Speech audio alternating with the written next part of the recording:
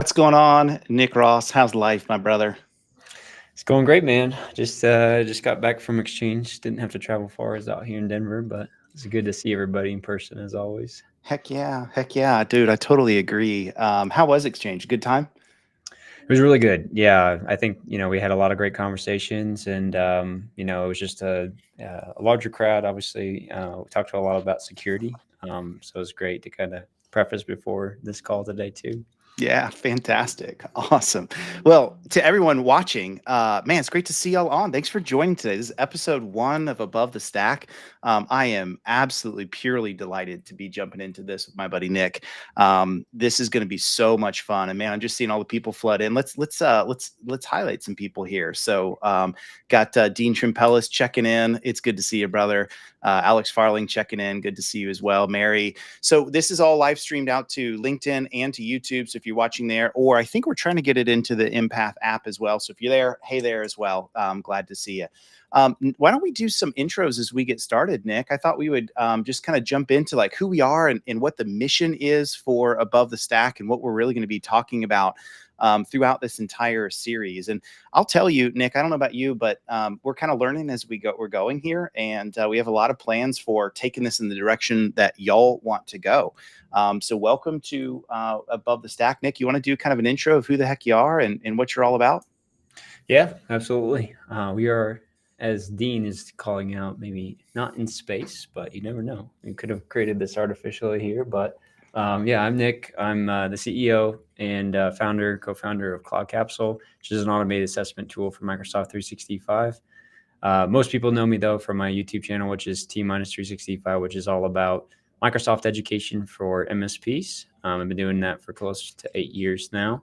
But my jam is all about education, all about enablement, and just kind of getting the good word out there about what's possible. So I'm excited to hop into this too. Got definite passion around the security space and just kind of thinking about things as we move into different eras, right?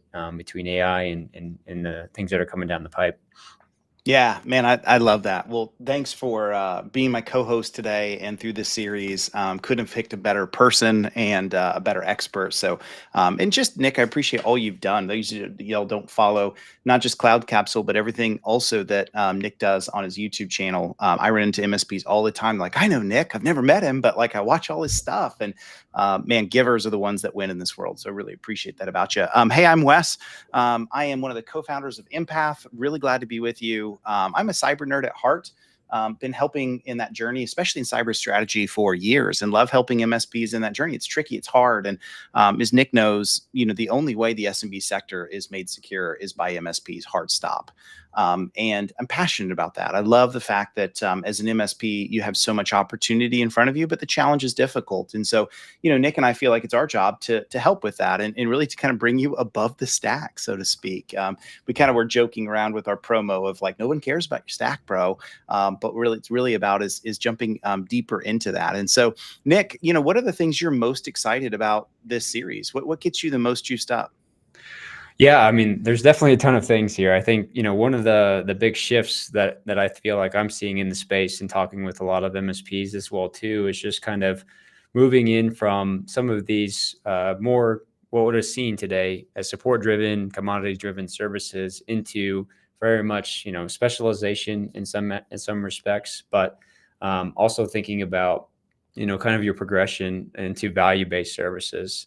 And I think largely that speaks to, the whole title of our series here, which is moving above your stack. When you ask an MSP, what does your client engagement model look like? As an example, you start leading with, well, we sell RMM and we use Ninja to do this, and we fulfill these services using this tool. It really, speaks to, hey, we could reframe this and you'd be seen as more of a trusted advisor for the businesses that you work with versus maybe an IT vendor, right? In that case as well too. So excited to share more about that messaging and just kind of unpack what that means, right? And in practice, and actually using that. That's not super overwhelming, to consume, and starting to break things down that are a little bit more complex in nature, like the CIS controls as an example, to something practical you could take away from these calls and start to put into use right now versus thinking about everything you have to navigate to do that. Yep. Yep. Well said. Well said. And I am excited about that. We're going to do some really cool things throughout this show. We will also talk about, new and emerging security news. If there's ever questions that the audience has, reach out to us. You got both of our emails there, both of our LinkedIn's there. Happy to bring the audience into these discussions and really kind of go in the direction that y'all want us to go. That's really, I think, what we're most excited about. And so, Nick, to start, I think today we're going to do a control of the month. And this is something that we've talked about CIS controls. Many of us have for quite some time. I would say most of our audience is probably pretty well aware of the CIS controls, but we're going to flip this a little bit, and we're going to do this from a Microsoft perspective, especially when it comes to Microsoft 365. And so our control of the month is, of course, Control 1, right? Because, Nick, this is where we always start, right? Yep. Yeah. And this is, the thing I love about the CIS controls is that they're a natural progression, for you to start to be able to consume things. They still, in some cases, are a little bit vague, but that's what I hope to achieve in this series is kind of breaking this down with you about what is the MSP lens, right, of this, and how can you think about this with very much, what we're using today from our Microsoft's stack that we have in our ecosystem, but really focusing more on the business outcomes and business drivers as part of that. Because that's just one lens, right, that we're talking about. But thinking about this as being kind of a base layer when we start to think about talking to our customers about their security and everything that's involved with that as well too.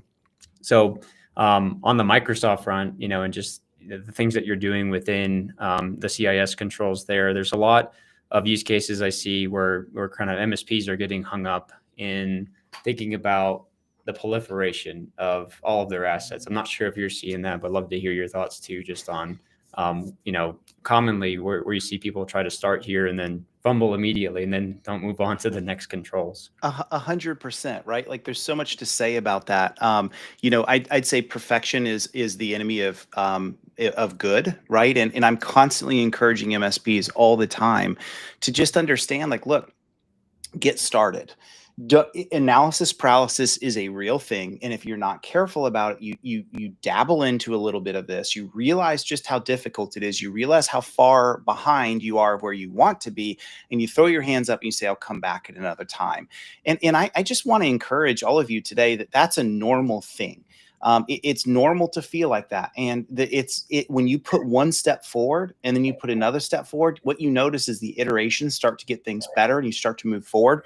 And so we're going to talk about that today. We're going to give you easy steps and easy ways to get forward. And because, Nick, you're right, the proliferation is more present than ever before, and it's not going away.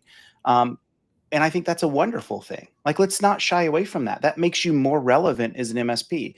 Nick, what do we hear MSPs say all the time? They want to be regulated because of all the time and attention they put in to hone their craft. They want to have some amount of protection from ankle biters that come in and just undercut the market. They want to be relevant in front of clients more than ever before. Well, ta-da, you're getting your wish. All of these things that have come in front of us with the cloud first movement, with AI driven into so much of what we're doing, with cyber embedded and required in where we're going, cyber insurance driving it. Those are all things that answer those three calls that MSPs have been asking for quite some time. So I love that. And Nick, where I wanted to get started with today is this right here.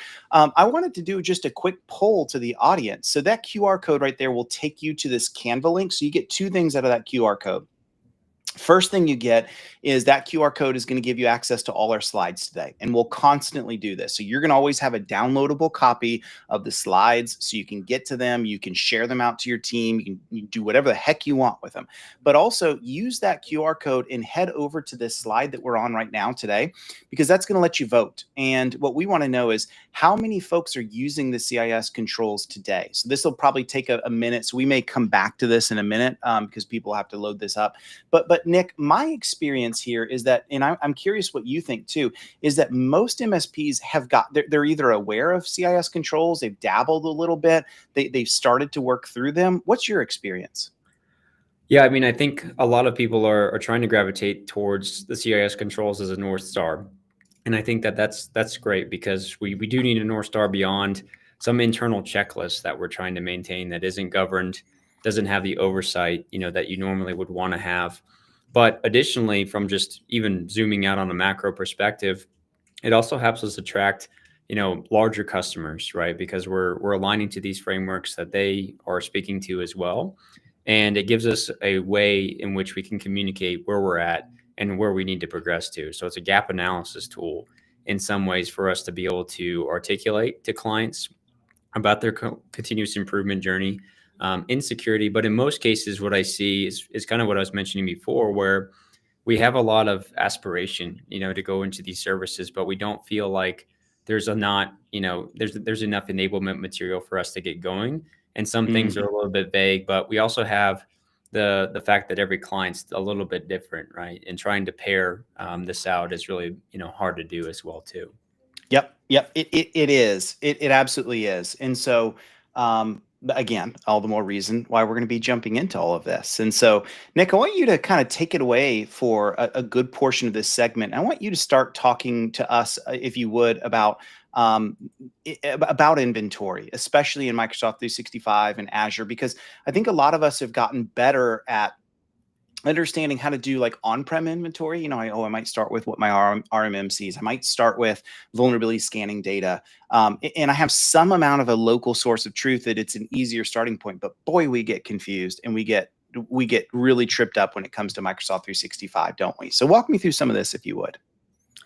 Well, I'd say, to start off here, Microsoft doesn't make it easy in the sense that, when we talk about the various different suite offerings, right, that they have against the identity layer with Entra and that asset as a whole versus MDM, versus EDR with Defender as an example, that's actually a different GUID, right, on the back end with Microsoft. So they don't necessarily correlate to each other, in the admin portals that you're experiencing that. So a lot of people get hung up there too, because it's counterintuitive to what we would be thinking. But when we see this, I like to focus in on this as well, just because traditionally, we've had this network perimeter, that we're using to gate access, and now we're moving to zero trust and more of this workflow, and more lately, even secured network access through VPNs, as an example, is being exploited quite significantly. If we think about the recent attacks on SonicWall and Fortinet VPNs, as an example, there's a lot that we're looking at there, and there's a big focus shifting into that. It always has been, but I think it's more so now that we're seeing more of these attacks into, well, you need to isolate the user and the device, and we need to basically protect them, because users are working remotely, they're working all over the world, and we need to make sure that they're secure on these access points here. And what I think, the focus should shift from inventory living in RMM to more so inventory living in Microsoft, is because that's where the access, is basically granted into company resources and data, which is largely what we're trying to protect here. A good example of this, as we'll get into a little bit later too, is, if you think about a user accessing, their data by default in Microsoft, they have access to go in and access their email, right, and their files from any personal device they would have, unless you starting to put restrictions into place through conditional access, which we'll walk through today. But in a lot of cases, we're not privy, I should say, to, seeing that device unless we're doing heavy network monitoring, things like that. And our RMM tool is only going out to those managed devices, but not necessarily thinking about, what are we going to do here, if somebody's accessing it without these protections in place. So I like to think about it there, just from a data access perspective, but also thinking about, how do you blend that out against your other tools that you'd be leveraging as well too. And we certainly, I think a lot of us, not necessarily on this call, are maybe using Azure Arc for some of these other considerations, but certainly Azure for workloads that we have in the cloud that relate back to servers and things like that as well too. So I think if we move on, I want to share my screen out here, Wes, too, just for the one aspect of what we're looking at here. It's kind of more of a diagram that I think depicts this nicely, in the sense of, hey, by default in Microsoft, you can have healthy PCs, you could have unhealthy PCs that haven't been patched in a while. You have users signing in from all over the world, any network, jailbroken devices on mobile, and really they can, access corporate resources without, any hesitation in Microsoft, and don't configure these settings. So these are the conversations I like to start having, with customers when we talk about business outcomes and we talk about why you should care, right? In this particular sense of starting to look at these things versus, the technical speak of having to lock things down. And some of these, kind of get into some of the conditional access layers within there. But I like to always showcase that to them because they usually don't know. And if I can show them that they have unprotected devices accessing this, that usually breaks things down. So the big takeaway, from all of it is just really around, you can't actually protect what you don't know exists, right? What you don't manage today. It's the big piece of that. Yeah. Wow. So, if anyone has any questions, any thoughts for Nick on this as we kind of are moving through some of this, by all means, fire them out. Let us know. We're paying attention to chat in here and happy to jump in. So Nick, is this kind of in your mind? Is this where MSPs, when it comes to inventory, Microsoft 365, this is really where they need to start? Yes, I mean, I think today, where we see a lot of people get hung up is largely around, thinking about how do I catalog when you talk about CIS controls, how do I catalog every single device, that's in the company, right? Everything from peripherals, right, all the way into the what I would consider to be critical assets, right? For the organization where data can be exposed, where users are subject to different types of attacks, largely around the identity layer, but also obviously just from the endpoint needing to be protected, and that could be an attack exposure that significantly increases your risk, from the things you're seeing there. Yep. Awesome. Awesome. Cool. Anything else on where inventory lives before we move forward? I think we've had a lot of considerations for monitoring this and having a source of truth. In a lot of cases, again, and fall back to this being where users can actually sign in and you can see that activity between the sign-in logs and the access of registrations right within the portal as well. So it's a good place for that. Just because that versus any tooling you have that's connecting that you're pushing an RMM agent out to, you might not be privy to the holes that are exposed within that. Yep. Okay. Okay. That makes a lot of sense. So let's move on and let's talk about where we typically get tripped up, Nick, if we can, because I think that we understand what we just saw. We said, okay, cool. That those sources make sense. I'm ready to get started. Talk about where some of the trials and pitfalls typically are when it comes to inventory in Microsoft. Yeah, I think it largely starts with your onboarding and offboarding workflows, right? A lot of times we have some breakdowns there, where we don't necessarily clean things up. But on the Microsoft side, we have and see, especially in CloudCapsule, because we do an assessment on your tenant. In most cases, we see a ton of sprawl with devices that are in Entra that are just dormant, that they haven't been cleaned up over time. And that's not necessarily anybody's fault because, we typically think about this with managing them with Intune as well. And Intune has, policies we can use for device cleanup rules, where if the device hasn't been checking in a while, we can actually remove it out of our ecosystem as well too. So it's, a capability that doesn't extend back into the devices that are in Entra again, because Microsoft does have those siloed IDs.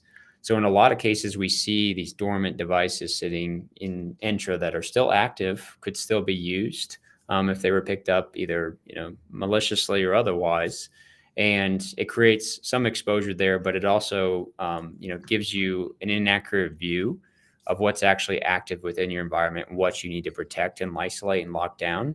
So when something malicious or suspicious happens to go and respond to it. It's kind of the whole basis behind the implementation groups, right, with CIS is really to focus in on what is our approved asset inventory, right, that we have today, and how do we make sure that unauthorized assets don't get access to the network. So we see a lot of this, within there, and it comes back to that point of by default in Microsoft, any unmanaged device can actually sign into accounts, can access data with no restrictions. And so there's a lot of holes with that. If you think about users accessing really unhealthy devices that haven't been patched in a long time, things like that. Yeah, and that idea of dormancy and being able to just have the true, BYOD, bring anything you want in when you want to bring it in, is a scary thing. Because I think for a long time, the idea and the mantra was, well, if it lives in the cloud, we secure it in the cloud, and zero trust means any device can just access it from the outside world without having to worry about it. I use zero trust in quotes like that intentionally, because typically that's what people mean by it. But that's really not the case, is it? I think we've seen plenty of incidents and breaches where those, whether it's dormancy or unclean devices accessing, have caused a lot of problems. Yes. Yeah. Even at the mobile layer, right? We've seen a lot there where users have a jailbroken device, or, something's misconfigured on it and they're able to access it through that account, or even perform token theft and things like that as well on unmanaged devices. And, it can really breach an entire, system or entire business as a whole. Most client conversations that I have, when I can bring up a fact of, we're normalizing this to business readable terms, right? Like, hey, your users can access, this PII or this data that you have, from any device in the world. That's something we need to clean up. It doesn't require a lot of explanation to understand, like, that's actually a risk, right? In a lot of these cases. Yep. Yep. So tying this back to inventory again, is this idea of the classic, we can't secure what we don't know about, right? And so having visibility into what exists. But what Nick is doing is he's taking this one step further and saying, y'all, pay attention to your Microsoft world. The fact that we can have devices that have checked in and now dormant, but can come back again at any point in time and access things. The ability for devices that you don't have full control over accessing far more than you ever might have expected. And we haven't even gotten into things like Copilot, and how that might work in an inventory perspective. Can you tease into that just a bit, Nick, of what the Copilot world looks like, and how we handle how data inventory is critical in that perspective too? Yeah, I mean, right now, with Copilot, a lot of concerns obviously around both insider threat, considerations that you would have, but also, just the consideration that attackers now have all of this tooling, that they never had access to before. If you think about how quickly they could penetrate your network if they had a chat bot like Copilot to begin to, do a lot of reconnaissance within your environment, it could shorten the span, to breach, to, escalation of privilege, to lateral movement faster than we've ever seen. Right. And, DEF CON was a month ago. My co-founder went there, to take part and just kind of visualize what was going on. And there was a lot of, different use cases of attackers and hackers using AI to breach these networks. And I thought the most fascinating one was around, these companies, right? They've pitched that our product is AI powered. I always think of that SpongeBob meme with the rainbow, with the AI powered above it there, just to kind of express the hype cycle, right, of what that is. But these attackers are using that, and they're using what's now known as prompt injection, to be able to ping, that bot, which is accessing, data on the back end. And they were able to pull out some sensitive customer information, based off of just prompting it with different types of cues that expose that to the front end. And Copilot's no different, right, when it comes to that. But when you talk about, these AI tools being leveraged on these unmanaged devices, and things of that nature, it's even more of a broader attack surface for somebody to come in, expose, a personal device, in that nature, and then be able to use that to harvest, all this data, on the client environment, or get access to Copilot because the user has it, and surface all this sensitive data, to move into ransom or whatever that might look like. So it's just kind of the speed of breach, is significantly reduced with that, exposure as well. And you want to understand from a data loss prevention perspective, what clients or what users are doing, from even a data exfiltration standpoint, right? Downloading things locally, and moving things into unmanaged locations, that we've seen before too. Yep. Yep. This is stuff. Thank you for walking us through that, because it really is.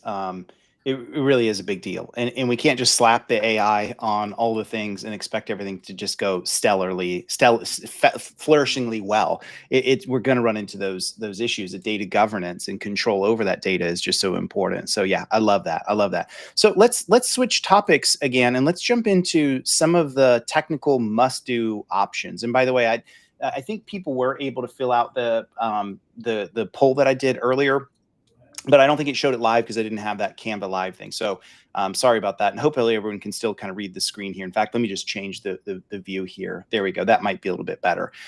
So yeah, let us know what you think around technical, what we must be doing as MSPs. Yeah, I think, first and foremost, the purging of these stale devices, having that, approved asset inventory at all times, knowing what you're protecting, but also reducing the overhead and the complexity, right? If you have a clean inventory, that makes things a lot easier to understand when there is suspicious behavior or, breaches that you need to go respond to from an incident response perspective. But this all kind of zooms back out into what does your onboarding and offboarding workflows look like for devices and accessing data? How does a device gain trust, right, to the network as an example of that? Or if you're zero trust, right, it's how does it gain access to data? And how do you trust that to perform that process? So there's definite, SOPs we've typically had in places before, but it's basically saying how can, anyone such as a regular user not go in and just register a device, right? We have restrictions that we can put into place that aren't there by default. There's some settings in Microsoft that you can configure for that. But also starting to think about leveraging tools like Intune as an example to get them fully under management and get them to a higher level of quote unquote compliance in that sense, right? The first step is just getting and saying, hey, we have managed devices. Everybody else that's not on a managed device can access corporate data 101, right? That's what you should strive to do in every client environment. The next step up is saying we want to have stricter policy checks for what we're looking for that says that this device isn't going, enough or getting outside of compliance as well too. So this is saying like, hey, the firewall's always turned on. It's always been patched. If it's unpatched beyond two, factors, we can say that it doesn't require access to the device. So getting a little bit more considerate there. I think one question I'm seeing come through is, what's considered stale? Is it 3 months and is it 6 months and so forth? I think this largely, like we in CloudCapsule kind of baseline this at 45 days as an example, because that's how the CIS organization defines that as well too. But I would say there's deviations where you need to define an internal policy with this as well too, which is, hey, I've worked with schools, right, that have seasonal workers that will go away for some time and then come back and so forth. And you're really defining what it means to you to have a stale device within the organization that you say is purged after that as well. So, but great questions from there as well too. Another one good came in from some guy named Kelvin or Kevin. Those of you who don't know Kelvin, he's awesome and a good friend of. I think he was your sponsor too, if I remember right, for your MVP. Yeah, Kevin is great. He loves to be called Kevin. No, love Kevin. He's doing great work in the channel. I've always looked up to him. It was my inspiration for starting T-minus. So I can't think of enough for all that work. But the attack vector we need to protect the most is the user in the device layer, right? Kind of coming back to that, that earlier statement around people are largely trying to protect the network, have users use VPNs, right, to secure the network traffic as an example of that. And there's not only the third-party supply chain risk, that we're seeing being exposed through that as well, but we're also creating a lot of inflexibility with the client that they're not going to be on board for when we talk about remote work. That just makes you feel like you're adding a lot of friction to their organization, and they're less likely, to want to invest, right, in security. If you're starting to lock things down where they're getting frustrated every day, when things aren't working. But it also, for you, from just an operational perspective, makes things a little bit more cleanly organized in the sense of your management, right? If you're just using, these base layers that you already have access into with existing licensing, then why try to create a bunch of complexity when we can still have the same level of security, if not better, right, in some of these cases as well. Another question I think people would love to hear an answer is, what's your advice on getting through some of these must-do actions with as little user impact as possible? Because, and we're going to get to this at the end of the segment, sort of how we describe and talk to our clients about this. But I'd love to hear from your perspective, how do we intentionally do this without just making them all revolt on us because they feel like everything's broke out of nowhere? Yeah, I think this is a big talking point, right? I see it all the time where, we're trying to be seen as the hero, not the provider that creates a lot of frustration in the organization. And that's why with everything I've tried to create progression paths. And largely this is what CIS does with the implementation groups. But I think we're going to try to break it down in the series and even more granular layer. A great example of this is saying, hey, we want to require, managed devices. A lot of organizations can fulfill that. There's not much of a gap, if any, to say that we could start fulfilling that today and not create a bunch of friction versus if we said we're going to roll out compliance policies with Intune and require that your device is compliant. And if you don't have a compliant device or it falls out of compliance, you won't have access to your data. That actually creates a lot of friction, right? So it's trying to get quick security wins, that won't create that buffer of frustration. But I've always gone into these organizations, especially when I was working in MSP as well, too, to say that we had, a pilot group that we were using to test. So kind of a change management. You want to do so that's you're not an enterprise that's creating a bunch of bureaucracy, but you're understanding the constraints that might be unique to that customer that you didn't really consider. A great example of this is the mobile application management policies we push out to phones, personal cell phones, to protect the data, but not have the user enroll their device because they think we're going to read their text and see their images right on their devices as well too. But even that, creates so much friction with, mostly C staff, right? That has, their contacts and their calendar that they have natively on their phone that they want to continue to be able to use. And so if you don't address these things up front, you are going to make a lot of people angry and they will continue to see every project as like, I don't know, last one we rolled out, this was a ton of friction for us. So I think addressing it in a pilot, you're never going to cover right every single use case with a client, but that's also how you communicate with them too, right? Like we're not going to ever know all the different use cases in your organization, but we're going to try our best, to pilot this out, document, what maybe is unique to you, and then move on, to a broader deployment. That's all inclusive of the considerations, and it's smoother on all fronts. You don't deal with the frustration. You can micro, package that out so that it's not like we're cutting over email, right? That classic example of doing that and having all these help desk calls coming at you from there. So it's hard to do, right? I'm not saying that to say that it sounds easy, in that sense, and there's some labor involved, but I think the alternative is definitely going to be, giving you some negative light, right? If you do it the other opposite.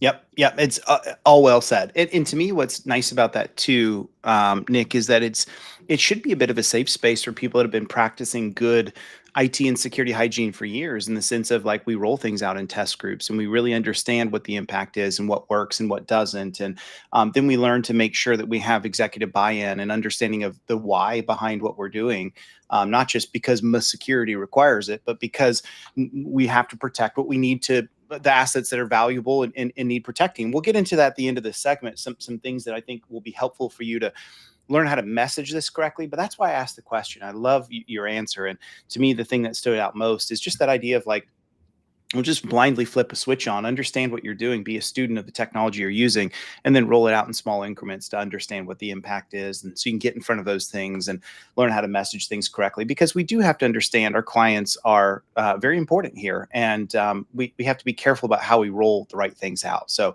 yeah, it's all well said. So you made this comment earlier to me, and I wanted to kind of bring this up. I don't even know if you knew I put this in the slides, but I thought this was awesome. Kind of walk us through, your RMM is not your source of truth. Maybe it was 5 years ago and 10 years ago, but today not so much. Yeah, I mean, this was kind of going full circle. I was mentioning earlier, we had this use case, and this is just kind of going through some of these stale devices with partners on calls because, CloudCapsule services this. But regardless, if you go through I would, employ you guys today to maybe go through an inventory that's in Entra, and see if there's any of those devices that are signing in that are personal devices, right? As an example, in most cases, you can likely find one. But in this particular case, like the OS was, significantly out of date. I think it was behind by like 30 patching cycles. So there was a significant amount of risk, definitely like public exploits, on that device that could have been leveraged, and luckily they didn't have that. But it was a hole that wasn't in purview of the other tooling we were leveraging in place, for for access or things that they were seeing. So it was definite, exposure there that you want to start locking down, but also another reason why you want to have that approved inventory, have the, hey, this is device is gaining our trust because it's doing these three things, and I've certainly given recommendations on, how to lock that down more, but it has to go through an approved work stream, right? To get onto your network to be able to do that. And then you have all the monitoring in place to know that it's a healthy machine moving forward.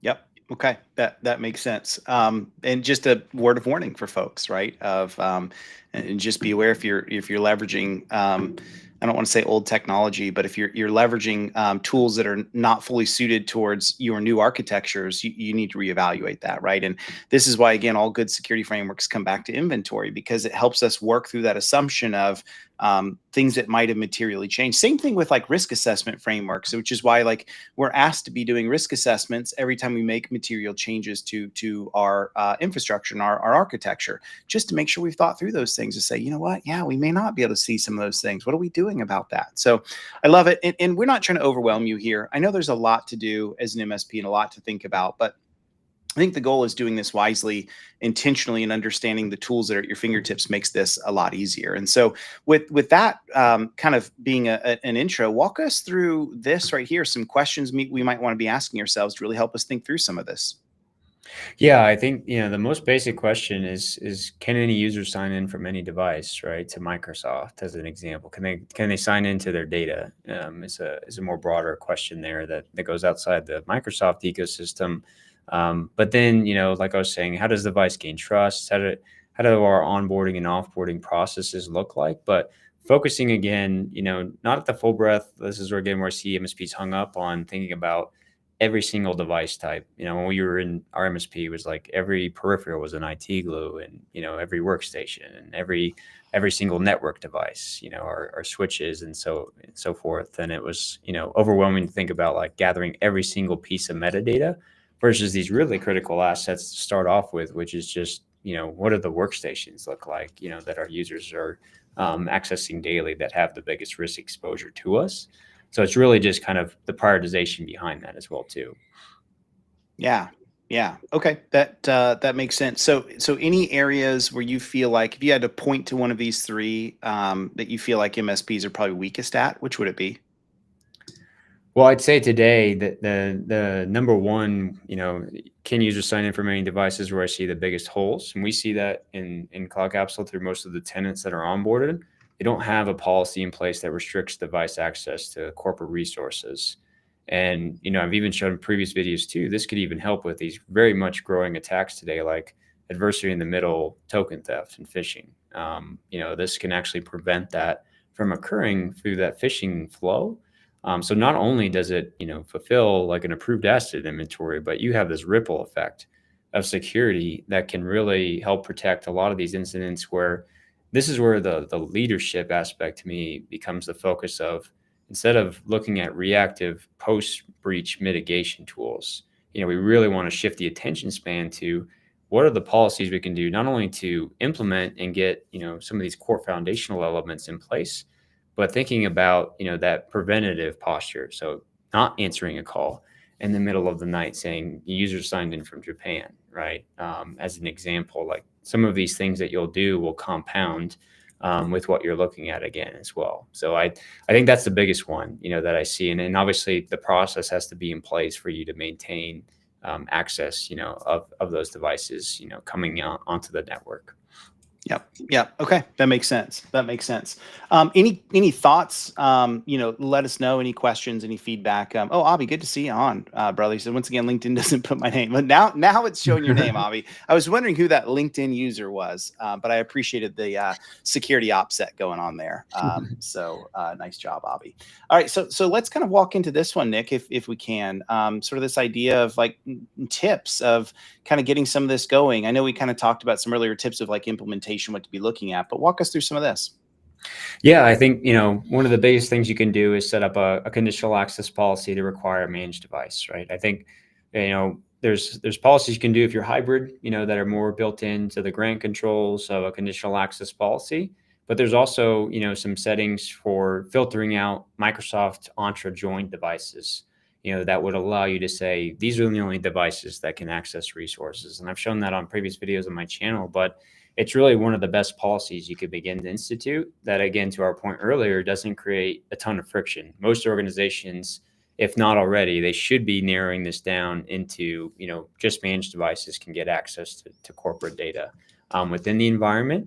And then the next step up from there is thinking about, getting devices enrolled into Intune, and under management to start monitoring first, for more of the compliance, that you would want to see against that device, such as, the overall health of the device or any specific configurations. And the same thing is true for mobile device use that I was speaking to earlier. So you can do a lot of baseline protections that can elevate your risk exposure, quite significantly in the sense of like the reduction, of what we're looking at there. And then really tightening up, what does onboarding and offboarding look like? Do you have things restricted into Entra where not just anybody can join a device into, Active Directory as an example? Do you have things, offboarding workflows built in so that when a device goes offline, you actually remove it out of Entra, even if it's just sitting in dormant, inventory physically, in that location. When you rejoin it, it will rejoin the asset and the network on, the Microsoft side, and you'll be able to start pushing down all of your security behind that as well too. So just kind of thinking about this from the what's the minimal amount of time, to get the most security benefit with the least impact to end users is kind of like a short list to start doing that. Yeah, and thanks for sharing that, because I think that's what we all want to hear, right? Like, I wish Microsoft would just say, push this button and get the best benefit for the lowest impact. But, having some people like you that really have been through this and understand this is where I would start and this is what I would do, this is where I'd focus, I think is extremely valuable. And then knowing you have, like we talked about before, knowing you have the safe space to say, we're going to do this in a control group to make sure things don't absolutely explode, and then we expand it from there, right? So hopefully that gives you, if you're listening today, some ability to say, okay, maybe I don't have to be as fearful to get started. Then that's a huge win, both for this show and for you and your customer. So I love that. I know that these links are not going to work for folks here just by looking, but this QR code will take you to this slide deck. So if you joined us recently, what we'll always do is give you the slides through Canva so you can access them. It's just a public view link. So yes, you have to trust us, and we're two, very upstanding and trustworthy people, I tell you. But that will give you links to all of those T-365 articles. Anything else you want to mention on those articles in particular, Nick? No, so these I spent a lot of time with. There's more of these visual diagrams like I was showing earlier, but it kind of goes through different work streams, right? Of personal devices needing access, if you need to do that, right? For client environments, what's certain considerations that you'd want to apply, or recommendations of how do you progress in there? Guest user access is another common one that would typically come up. Like, our guest users aren't going to have corporate devices. How do they get access securely? As an example of that. And, just thinking about the various use cases, right? So this breaks this down, and I'd recommend, again, starting with your onboarding, offboarding workflows, as well as requiring managed devices, and then moving to those other different business use cases from there, just as a consumable flow, because it's likely, depending on the customer side, that will come into play. Yep. Love that. Absolutely love that. Man, that's awesome. So now what we want to do is we want to shift this a little bit into a bring it home segment of how can we get this into how can we start messaging this correctly? How can we get to a stage in which, as we know we need to make the changes, we know what the pathway is and where we're going, how do we get the buy-in? Because ultimately, you and I can have all the best intent in the world and all the desire to do all the amazing things, and we can be held back by our MSP leadership saying, I don't think we need to do this. I'm scared to make these changes. Ain't broke, don't fix it. But we also can run into the same problems too with our end users and the decision makers there of, don't you touch any of this stuff. I pay you to make my problems go away. And now I paid you money and more problems came in front of me. And so therefore you're an adversary to me. And that's why I didn't pay you. I'd rather go pay someone else. It's, by the way, a lot cheaper and isn't going to cause me so many problems. If we're honest, that's the fear that we have, right? And so we have the challenge of saying, how do we juggle doing the right thing for the user, knowing that it's going to cause some impact, knowing that it's going to potentially cause some challenges they may not have seen before, but also know that we have to make it happen. We don't have an option here. And so that's kind of what we're going to shift this segment into a little bit more, just from the talk tracks and to think about, and even some how we might measure it. So what we want to do is we want to kind of start here is, before we talk about all of our IT and our grand strategy and grand security strategy, all these things, we have to know what's there. And so where I would start in the decision-making criteria, we actually began with this. Nick kind of started out with this mantra of one of the basic core tenets of security is I cannot manage what I cannot see. And I also cannot manage what I don't have centralized control over. So there's kind of two major components here. If I have to have control over the things that it's centralized control over the things I want to secure, we'll have to know what they are. And so this is a much bigger problem than I think we sometimes understand it to be. And this is not an MSP problem. This is not a small business problem. This is an everybody problem. I've shared this story before, Nick. I remember years ago when I was at my bank, I got a regulatory letter in from one of our core critical vendors. I won't name which one, but they were immensely large, publicly traded. And one of the challenges that the regulators had discovered is that this technology provider had entire segments of networks. I mean, we're talking like class Cs, like hundreds of them that had never been scanned, that had never been seen before, had no shields up on anything. And you know what happened? Like one thing leads to another, and we need some IT service over here, and we got to spin up this capacity over there, and we just do it. And then we say, we'll come back and report on it later. Or maybe we do report, but there's no process to drive it. There's no process to keep it accountable. And so this is where we run into these problems, is that I don't think anybody intentionally says, I'm going to introduce complexity and then ignore it. I think what happens is as we go through our day-to-day of doing business, these things creep in. And then if we don't come back to it and have a process to manage it, all of a sudden we got burning fires on our hands. And I think we can point to plenty of incidents where this has been seen before. But to start here, Nick, that's my thoughts on it, is we really have to understand this is the core philosophy that we have to communicate and get across to our decision makers to understand this is what we're addressing and why we're doing this from a philosophy perspective. Anything else that comes to your mind here? Yeah, I like to reframe, kind of the whole positioning of that, to lead with this, right? Which is to say, like, what's the business outcome we're going to give you here? It's like, we're going to give you, secure remote work, right? As an example, if you really roll it up in that sense. And in order to do that, we need to know what we are managing, right? To show you that you are secure and being able to do that. And that starts with these few policies, right? That we're going to implement and start to lock things down a little bit. But it's going to have, or it's not going to restrict your flexibility on working wherever you want, as an example, because we're locking things down so that users can communicate with each other appropriately and get access to work documents and so forth. And that's very much, leading into, oh yeah, we really want to do this, but we're worried about it because we have a, workforce that's in 3 different countries, right? Or they're all over the United States, as an example. So yeah. Yeah. Awesome. Yeah, exactly. And so as we kind of think through this, I want to bring an analogy up that I think is rather helpful. And I think this is something that you can probably use to really get your decision makers to sort of understand the rationale of why we're trying to do it. So here, picture this in your mind is, we're trying to get our clients to understand, if you think about it as like a complete asset inventory, including what's in Microsoft 365, is like, if we don't have that, it's like trying to guard a warehouse without knowing all the doors are. And that's impossible, right? So I have this valuable warehouse with even more valuable assets in it. Could you imagine we say to a security guard, hey, your job is to go guard this monstrous thing, but I have no idea where the points of entry are. I don't know what doors are locked and unlocked. I don't know when people are accessing them, and the right people and the wrong people. We have no problem. We don't even have policy to know if that person should be accessing this warehouse or not. What rational decision maker would say, yeah, that's great. That sounds like a good plan of action, especially given the value of the assets that are in there? No one would say that's a good idea. And so I would play into that and say, this is kind of what we're doing is, for a long time, it's not that we haven't had your warehouse, so to speak, secured. It's that as we have shifted into a cloud first mentality, enabling all of these business services like work from home and the flexibility to work where you're at, and even potentially have some of your bring your own devices that come in. Those things are wonderful. Those things enable us so much. And you and I recognize we're not moving back from that. But we also have to recognize that bad guys are aware of that. And bad guys are taking advantage of this.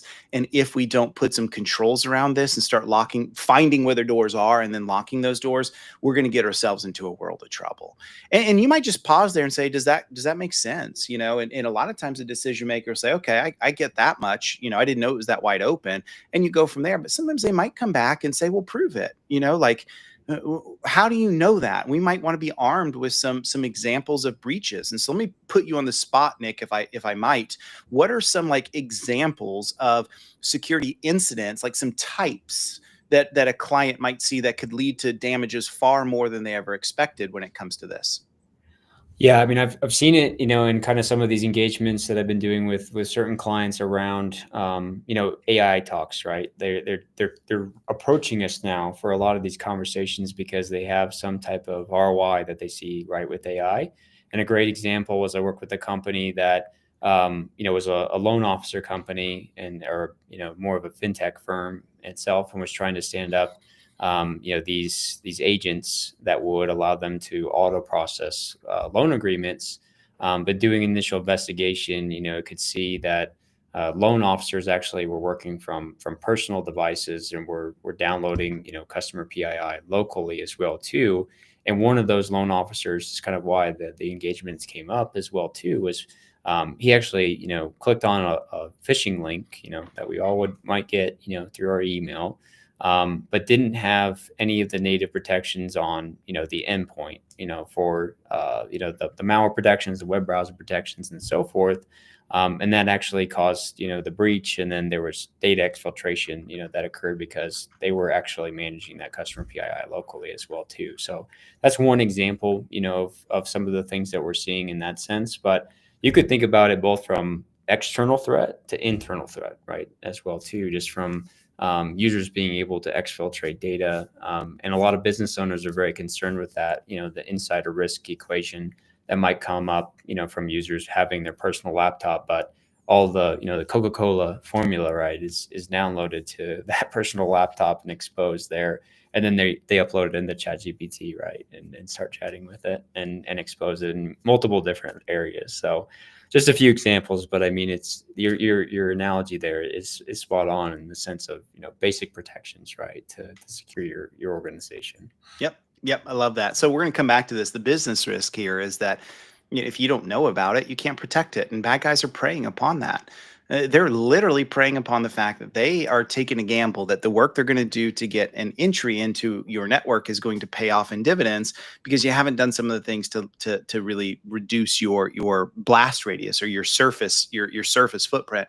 And so because of that, they're banking on, just give me some persistent access and I'll take it from there. Thank you very much. And what we've seen is time and time again, that's held to be true, right? And so what we're talking about is not trying to be Bank of America. We're not trying to be the Pentagon, but we are trying to apply the right processes in place that we think will really aid.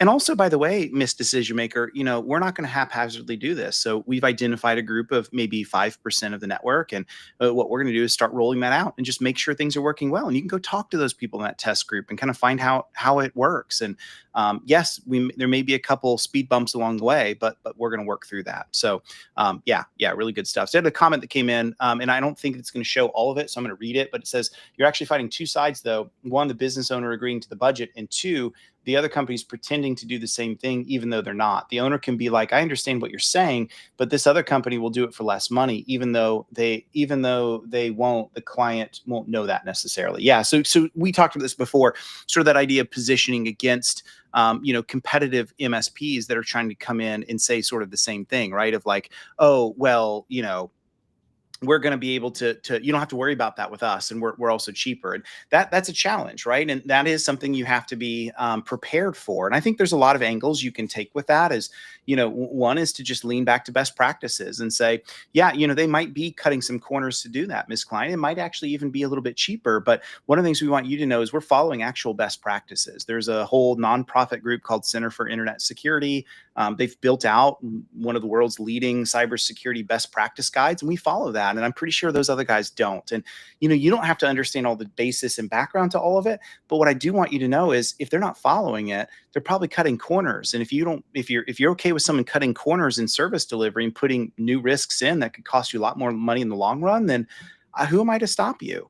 And then I might tie it back to just like a doctor. Hey, if you have a real medical issue, are you going to go to the quack, or are you going to go to the guy that really knows what they're doing, that's following best practices? And it's the same kind of thing when we're talking about our company. It's too valuable to cut corners in some of the critical ways. And I would just say it that way, just state it out there and let them kind of chew on that. And I think it's going to ring true with them. Anything else that sticks out to you on that comment, Nick? Yeah, I think it's a great question. And I think, the way that I've seen it approach really, really well in the sense of the reframing is the more that you can dive into, upon the discovery with that customer about their business goals, their business drivers, and understanding their business, you're really relating back to them, right? I actually know your pain points and I know what goals you're trying to solve for. So it turns the conversation into just the commodity level, right? Everybody can go in and put a conditional access policy in your tenant, right? But not everybody's going to know how to do that. That's going to, like we were talking about earlier, have the least amount of friction, but also pair back to, this is how we're going to, scale this over time as well. So the more that you can do to showcase, something beyond just the tech value is always going to be the leading part of that conversation. The tech should be just the side piece of it. Yep. Well said. Yeah. And hey, Mindy, and I know Mindy knows how to answer that. Mindy's just being an awesome human of giving us a talk track on that. But yeah, Mindy, good to see you. And thanks for asking the question. That's fantastic. So what we want to do, let's kind of shift a little bit into some of the burdens that we have as MSPs. And this can also be a help for you, right? Like while sometimes we may see compliance and regulatory requirements as an onerous burden, and that maybe you're focusing on the wrong things or whatever. We also recognize that we can't stop it, right? I've been saying for years that you remember if Indiana Jones in I think it's the first one, where he replaces the sand to grab the golden icon, and then all of a sudden it triggers that ball, and it's a little slow at first, but once it gets going, you don't stop it, right? And off it goes. And that's really what regulation is it's not going to stop. It's going to continue to get both more onerous, more complex, and also is going to get grips on the MSP, because what all regulations are starting to understand is risk profile. When you look at NIST CSF 2 that came out, one of the things that had major changes to is understanding third and fourth party supply chain risk, which is another way for saying, hey, as an MSP, you're involved in this. You are part of the supply chain risk of every client. Ta-da, welcome to being an MSP. And so you can choose to say, oh, that's so terrible that all these things are being added to me. Or you can choose to say, we embrace that and we're glad for that.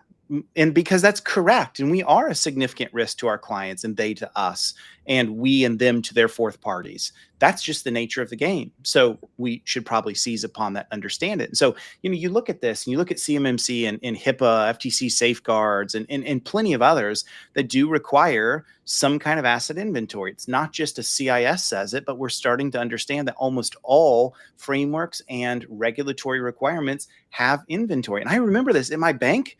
The very first question that my bank examiner would ask me every single time they came in every year was they'd say, where's your inventories? I want to start with that. And they'd go and look, and they'd ask me questions, and they'd even spot check a few and say, show me where that is in the network. Show me that you can see it. Show me the name is the same. Show me last time you scanned it. Show me where your controls are at. Go to that machine and prove to me the things that you say are running on that are actually running.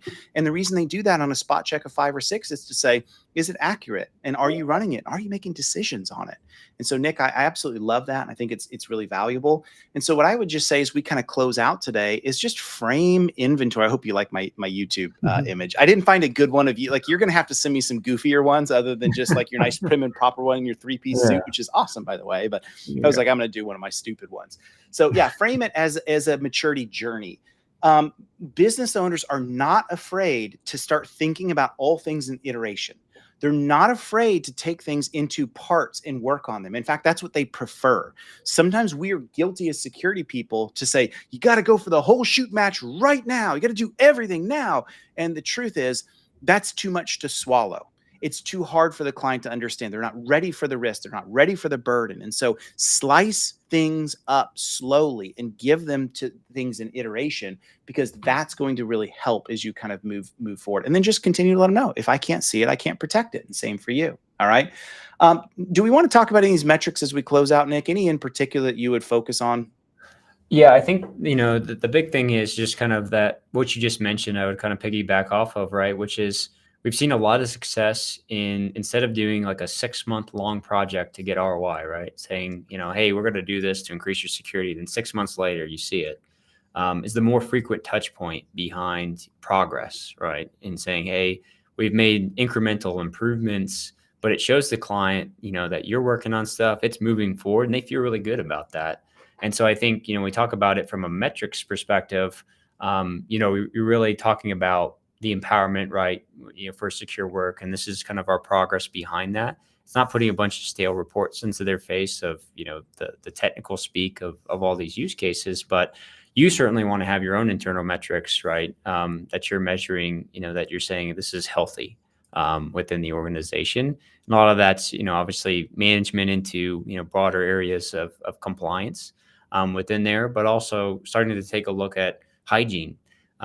Me personally, I might resonate for more out there, but I really love it when things are clean, like in the sense of the devices that are in Entra are, the ones that are active. They're not the ones that have been sitting for 6 months or 3 years or however it might be, because when I see that, I wonder, has that device has been breached? And this, ping of fear right, will rip through you when you see that type of thing as well too.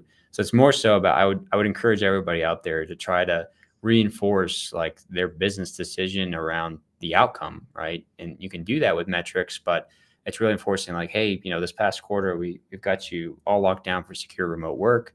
And we know every device is under management in our purview. It's a great win, for you to communicate as part of that. Yeah, love that. Love that. All right, we're going to skip the last poll and let everyone know, because since we're out of time, our next episode is going to be September 24th at 2 p.m. Eastern. So mark your calendars. There's a QR code to go get registered for that, but it's just going to be on LinkedIn. It's going to be on YouTube, just like last time. So easy for you to go and connect up with us. So hope to see you. And also reach out, send us an email, send us a DM on LinkedIn. Let us know what was good about the show, what wasn't so good, what you'd like to see us improve on, what you'd like to see us cover more. It's not just CIS controls as it goes to Microsoft 365. We'll be talking about a whole myriad of other topics, but give us some feedback on all those things and let us know. Nick, this has been a lot of fun. Thank you for making some time for this. Hopefully this was helpful to MSPs, and we'll continue this journey of going above the stack. Awesome. Yeah, it was great to be here, and just echo that. Love the feedback and everything you guys want to see here. Awesome. Awesome. Well, cool. We're going to hit it from there, and we'll be in touch. If anyone has any questions, feel free to let us know, but thank you all for joining us so very much.